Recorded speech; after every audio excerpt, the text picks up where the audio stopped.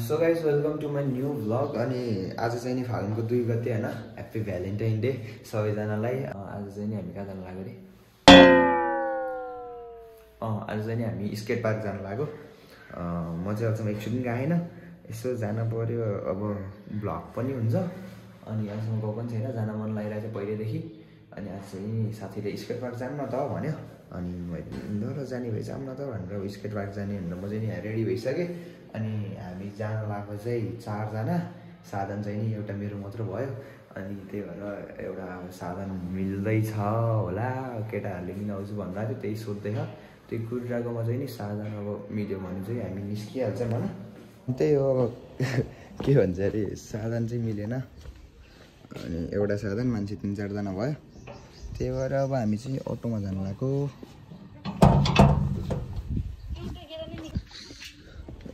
भाइ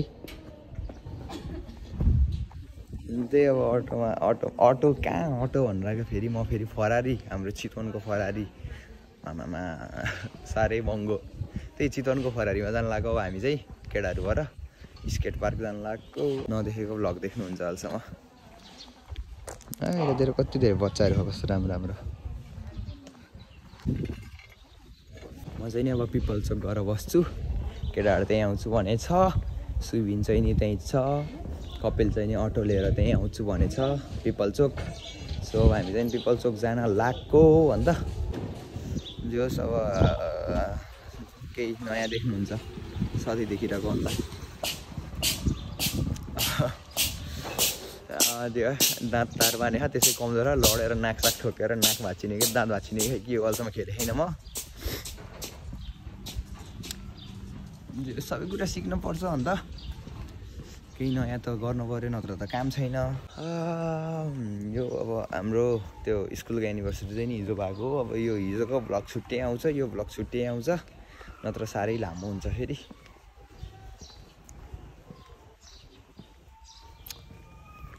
त्यही हो साथीहरू, अब पिपल चोक गएपछि भेटौँ।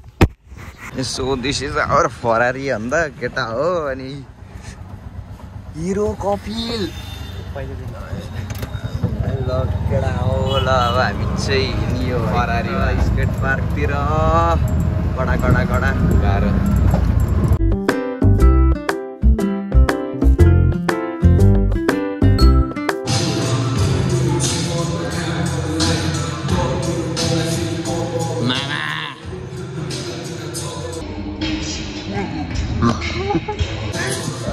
गाह्रो। जेनिस भ्लग चाहिँ मैले हाइटेक गरिसकेँ है। अनि जेनिस भ्लग चाहिँ पुरै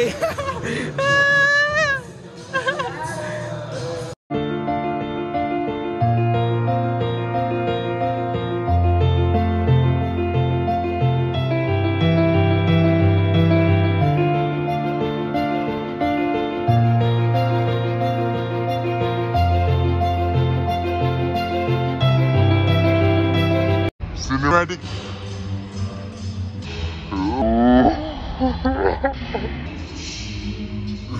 अनि जाने बेला राम्रो।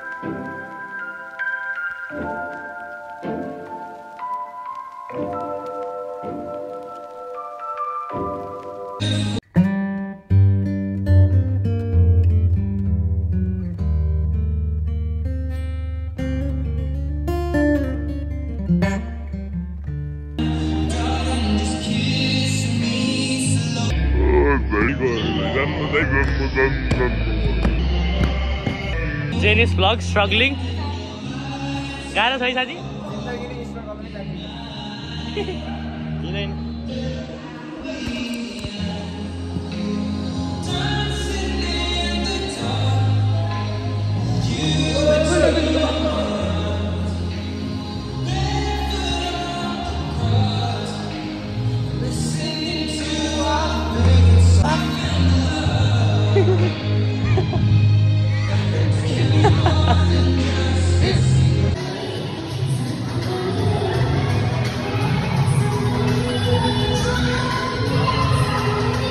बाटोमा हिँड्दैछौँ। सो गाइज, अनि हाम्रो फर्स्ट एक्सपिरियन्स चाहिँ नि कल्याणपुरको स्केट पार्कमा एकदमै राम्रो भयो है। एकदम बाटोमा हेर्नु एकदमै राम्रो भयो। अनि हामीले चाहिँ टक्क यो खाजा घर रहेछ। अनि हामीलाई चाहिँ नि एकदमै रमाइलो भयो होइन। उसको चाहिँ नि यो थर्ड टाइम थियो अनि उसको चाहिँ नि मेनी टाइम थियो, मेरो चाहिँ नि फर्स्ट टाइम थियो। फर्स्ट टाइममा नि बेस्ट गर्यो। यो चाहिँ नि स्मल हेभेन हो। अनि फर्स्ट टाइम भए पनि मैले चाहिँ नि राम्रो गरेँ होइन। मलाई नि फिल भयो त्यो चाहिँ, प्राउड छ छोरो आफूमा। अनि रमाइलो भयो। ए जागा लम्का चम्का है अन्त हिँड्न गरेन भनेको। सो गाइज अनि हाम्रो चितवनमा चाहिँ नि यस्तो सुनको सिक्काहरू त फेरि बाटो बाटोमा पाइन्छ फाला फालै। गाह्रो बोलिसक्नु नेपाललाई आमा। चितवन रिचेस्ट हो नि फेरि नेपालको। अनि त्यही हो साथीहरू होइन, रमाइलो भयो। अब हामी अब यहाँ आजको एक सर्ट खेल्यो अनि हामीले चाहिँ नि अब माइन्ड मेकअप गरिसक्यो। अब नेक्स्ट बिदामा पनि स्केट पार्क आउने भनेर रमाइलो भयो। तर भिडियो चाहिँ धेरै खिच्न पाएन कि, किनकि फर्स्ट टाइम होइन उभिनै गाह्रो भएर थियो, फोन फुट्ला जस्तो लाग्यो। अनि केटाहरूले अलिअलि भ्लग बनाइदियो फोनबाट, अनि अलिअलि इयरड्रप पनि गऱ्यो। अनि त्यही हो हात गल्यो अहिले चाहिँ। ओहो त्यहाँ कुकुर आयो अगाडिबाट, खतरा रहेछ कुकुर चाहिँ। अहिले फेरि यहाँ कुकुर भन्ने नि हुन्न फेरि चढा कुत्ता टमी चढा कुत्ता कुत्ता गर्दाखेरि गाह्रो गाह्रो गाह्रो गाह्रो। अनि त्यो अटोको अङ्कल आउँदै हुनुहुन्छ। अनि अङ्कल आउँदैसम्म चाहिँ हामी अब के बसिराख्ने त, देशको युवाहरू भएर नि बस्न थाल्यो भने त देशकोले सम्हाल्यो भनेर हामी चाहिँ हिँडिसक्यौँ। अनि त्यही हो। अनि रमाइलो भयो। अब अझै यो गफ सुनिराख्यो भने निन्द्रा नि लाग्छ। सुत्ने बेलामा अब सुनेर सुत्नुहोस् होइन, राम्रो निन्द्रा लाग्छ। हामी चाहिँ अब हिँड्यौँ। बाई बाई दाइ। तपाईँ कहाँ हो? छिटो आउनु न यार, झ्याउलाइसक्यो भनेको। हिँड्दा हिँड्दा मङ्गलपुर कट्न लागिसक्यो। दाइ कहाँ हो भनेको, यस्तो हराउने तपाईँ। अघि खाजा खाने बेलामा दाइलाई कल गर भनेको, बिग ब्रेन फेरि कलै नगरेछ। यहाँ हिँड्दा हिँड्दा यो मङ्गलपुरको यो दाना फ्याक्ट्री आइसक्यो यार। दाना फ्याक्ट्री यो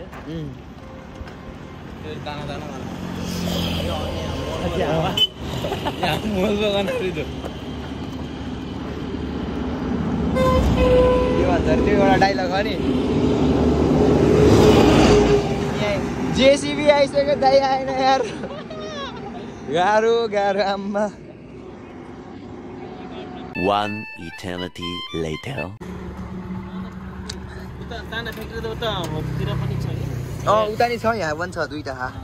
म त त्यतै निस्किने बेला कल गर्ने बिर्सेछु। बल्ल याद आयो, निस्किने बेलामा गर्नु पर्थ्यो नि, एकैछिन आयो।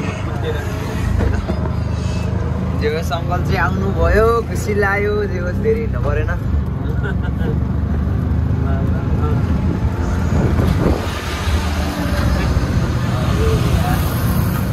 फरारीबाट चाहिँ यस्तो देखिन्छ नि फेरि बाहिर। दाना फ्याक्ट्री